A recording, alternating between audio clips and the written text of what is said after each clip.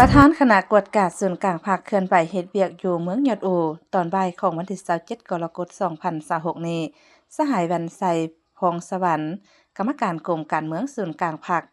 คณะเลขาธิการศูนย์กลางภาคประธานคณะกวดกาดศูนย์กลางภาคประธานองค์การกวดกาแห่งรัฐและหัวหน้าองค์การต้านการเสารัฐวังดวงศูนย์กลางผู้สินำหอบดานอยู่แขวงพุ่งสาลีพร้อมคณะได้เคลื่อนไหวเฮ็ดเวียกอยู่เมืองยอดอูแขวงพุ่งสาลีโดยเข้าร่วมในการลงเคลื่อนไหวในครั้งนี้มีสหายสันติแก้วยสารรองเลขาพรรคแขวงประธานคณะกรรมการปกครองแขวงพงศาลีให้การต้อนรับของสหายสมบังสุมวิไลกรรมการพรรคแขวง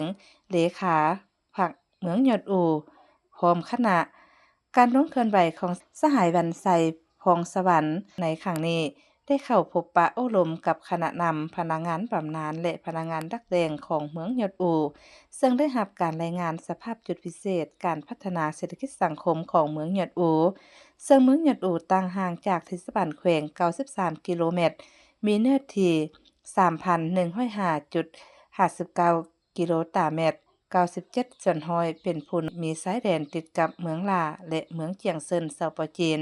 และเมืองแย่สสเวียดนามมี73บ้านพลเมืองทั้งหมด 34,596 คน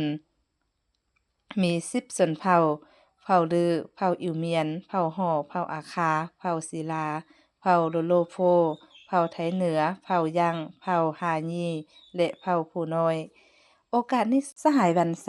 พองสวรรค์ได้โอลมเน้นหนักให้คณะนำพนักงานบำนาญและพนักงานดักแดงของเมืองยอดอู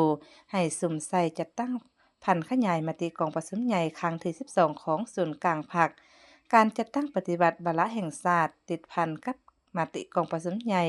ครั้งที่12ขององค์คณะพรรคแขวงพงศาลีครั้งที่10ของเมืองยอดอูพันขยายเป็นแผนงานโครงการละเอียดและเวียกงานตาแสงจัดตั้งปฏิบัติให้สำเร็จเอาใจใส่เวียกงานป้องกันศาสตร์และป้องกันความสงบ